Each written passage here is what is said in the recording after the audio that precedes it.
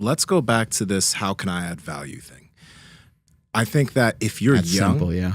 It's simple, but if you're young, a lot of the times the ego is a bitch because some people want to be a main character. Mm-hmm. I want to straight up say everyone knows it. I'm a co-pilot here. I came into this podcast understanding that I'm here to I'm the guy who's going to be throwing assists to Jordan. You know what I mean? And it's good to understand that because I think one thing that people can do is they can figure out how can I learn how to be a number 2 or a number 3 or a number 4 to somebody who's the number 1.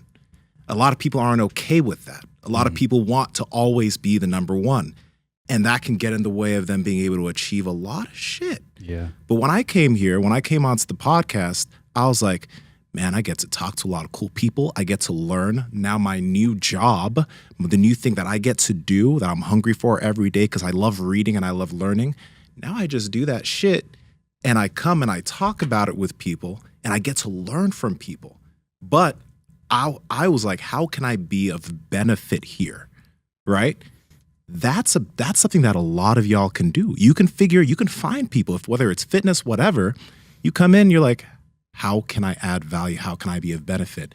And also, if you're a young guy or a woman, how can you drop your ego to understand that you are now here to be beneficial? You're here to bring assistance. Mm-hmm. That's a space where like you could figure that shit out. There's big opportunity there. Yeah, and if you get some light thrown your way, you'll have to figure out how to navigate that too. You know, because that can get tricky, right? Like you see it happen with basketball teams and football teams. Like this guy was kind of the leader of the team. Now there's this other guy coming in. But like, you know, with the Patriots and the different teams that Tom Brady's been on, I think everyone's just like, hey, listen, like it appears that if we help him out, that it helps out everybody else. And that it gets us a lot of points on the scoreboard at the end of the day. And it also puts a lot of money in our pocket. So let's continue with that. Let's keep that going. And I think, you know, and it doesn't mean that like the Scottie Pippen and the other guy, it doesn't mean like those people can't go on to do their own things because you see that all the time too.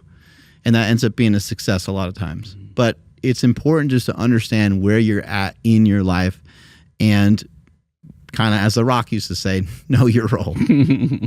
Yeah. I know it's funny, like, I'll say coming up, I never thought about like being 1 or 2 or anything like that. But as the running your own shit, like you have nobody else. So like I would hire friends to be like a second shooter, but it was always just like, we're going to make this bride feel special because there's not 1 photographer, there's 2, sometimes 3. Like that's how big we are, you know, and I would lose money on it because I had to pay them. And like, I didn't know how to wrap that into like the proposal or whatever to be like, oh, you're going to get like extra photographers. Yeah. It was always like, hey dude, just like capture shit. So then just in the weird case that I don't come through, you have like a side picture of it. But yeah, like when I came here, like I knew, I mean, obviously as a photographer, no one's looking at you to be number 1, but you have to be able to like control the number 1s, you know, like it was tough. It was very hard to do that. But thankfully, you know, again, getting thrown into the fire, I was okay. But yeah, I 100% agree with that though. Like if you understand that like I guess the greater good of the company and bringing more value is just going to make more, you become more valuable because of it. Absolutely. It was a funny thing. Back in the early Instagram days, I saw a lot of when people like when online coaching was becoming a thing, like people would name their coaching businesses after themselves. And when I made my coaching business, it was called Break the Bar Coaching. I didn't name it Nsima Inyang Coaching because I don't like things. I don't want my name on. Like I want it to be about an idea, not about me. So like I think I'm very lucky that we were able to come into this because I don't need to be the main draw. You know what I mean? See, a lot of people change the names too. Like even Christian Guzman. Alphalete. Yeah. It used to be Christian Guzman Fitness or some shit like that. But you know, this is just an aside about like that type of branding thing. I'm not some type of brand expert, but like Alphalete was an idea. You know what I mean? It's not Christian, it's Alphalete. So that's just like something to think about if you're a young person, you want to start something. There's no problem naming it after yourself. But if you want to be able to potentially leave it later, then I don't know. Just think about that. Just think about that. Just think. I'm not the pro on branding though. I'm gonna tell you that. Mm-hmm. Power Project fam, this episode is brought to you by Vivo Barefoot Shoes. We've been wearing these shoes for almost a year now. They're flexible.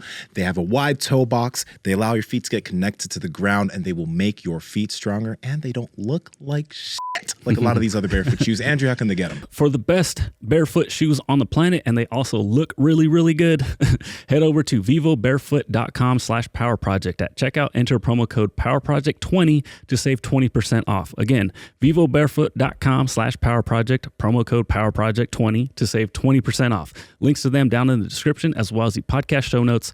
Let's go ahead and get back to this podcast. You know, I've talked about this before, but before you invited me on the podcast, I did the Jordan Peterson self-authoring thing a few years before. And on that, I was like, podcasting was something I really wanted to do.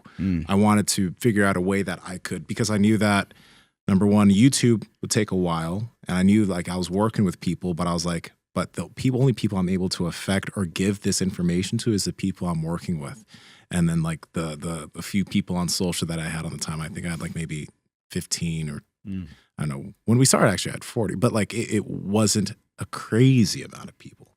So that's one thing. It's like figure out, literally really spend time to write out your personal goals. I've referenced the self-authoring thing because it's the most systematized way I know to outline what you want your life to look like that I personally know of. But figure that out and then just figure out a way to move in that direction, whatever way that might be. But then cool enough, you guys invited me to come on and podcast with y'all. So it aligned perfectly with the goals that I had. And I want to give a quick shout out to Paul Urciaga, who was my first bodybuilding coach and a trainer that I worked with over at the old gym, Forever Fit. And my second bodybuilding coach that took me through my 2015, Alberto Nunez. Who's looking crazy right now. Alberto's looking disgusting. Yeah. Is he going to compete coming? I know he was about to compete. Did he compete yet? I don't think he's competing. Not yet. I don't think he's competing. Check the old gram. It's getting close. Mm-hmm. I learned a lot from Alberto. Yeah, one thing I did forget was like right when I was like Alberto picking up a camera and stuff, I actually did record a podcast with a buddy of mine. But before the episode, because like back then you had to do like RSS feeds and all that shit. So like it was kind of it was way more complicated than it is today. But I remember he was like, "Yeah, we got to get sponsors," and did it. I'm like, "Bro, we haven't uploaded one episode yet." Yeah. So, anyways, so I just forgot about that. But let's see here. Oh my gosh. Alberto looks disgusting. 1 week and a day out on when was this posted? Shreddy McShredderton. I can't tell. Any idea what his body weight is? Dog, my guess is like maybe mid 160s. My like 165, 170. That's a lot bigger than he used to be. That's for sure. He probably mentions it somewhere.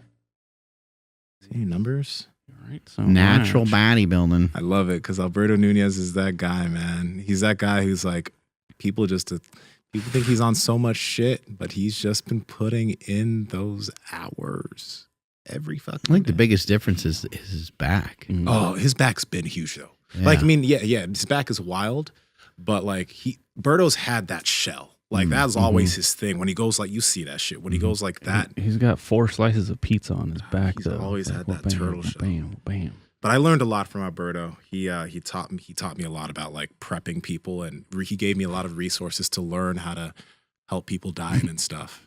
A lot of shots of his pack. Like this is just a direct shot. He likes people to look at his penis inadvertently, but I mean, it is what it is, right? I mean, if his quads are that veiny, one of those veins definitely leads right to the tip of his cock. Hey now, I'm look not at that. curious about that at all, though. Yeah, that looks gnarly. Yeah, especially because that like kind of what the fuck dug out area on the top of the bicep, shoulder, and then on the tricep. Yeah. That separation makes it look crazy. Dog, there's such a difference between just like lean and stage lean. Like, yeah, y'all don't realize there is a big difference between just being lean. Like, I'm lean. Stage lean is another dimension. That's just different. You know what that's like. Yeah, it looks crazy. Yeah. And you can't really mimic. You can't just be like, "Oh, I'm going to do that." Like that's what I respect about O'Hearn. O'Hearn kind of just does it. Yeah. Because I don't think he's been on stage other than like guest posing like in a long time. Like he hasn't really competed, and he'll get fucking diced though. I mean, he was very lean when he was here, but I've seen him even slightly leaner than that, just because. Yeah. It's really cool how he's, you guys probably have heard the episode now, but the fasting he's implementing, I wanted to talk to him more about that. It's going to be cool to see how he implements the fasting gum too. I think that's going to help him, but he's been doing some weird ass fasting where he's doing like 4 days, right? Just water and maybe electrolytes and stuff. So he might have some greens if he really feels like he's going to die or something like that. Like Mike O'Hearn is that guy. Like he really just he's been at it for a minute, but that's all. And I think it's wild that now was the first time he ever put fasting in his tool belt. Like he hasn't used any of that shit before, and now he just started, and now it's just another tool for Mike O'Hearn to demolish the competition. Mm-hmm. It makes sense that he brought that in because, like, I remember talking to him years ago, and I'd ask him like what he's been eating when he gets really shredded, and he's like, "Oh, I have like 3 or 4 chicken breasts a day and some like fucking broccoli or something." Ice. Chicken and broccoli. I was like, "What the fuck?" It's like chicken, broccoli, and rice. No, chicken, broccoli, and ice. And ice. And oxygen. That's it. Yeah, it was wild. So Power Project family, I hope you enjoyed this clip. We are on Discord and Reddit. We're trying to talk to you guys and build a community down there. So the links are in the bio. But remember, like, comment, subscribe, share this out with people so you can share the wealth of health. As cheesy as that fucking sounds. Peace.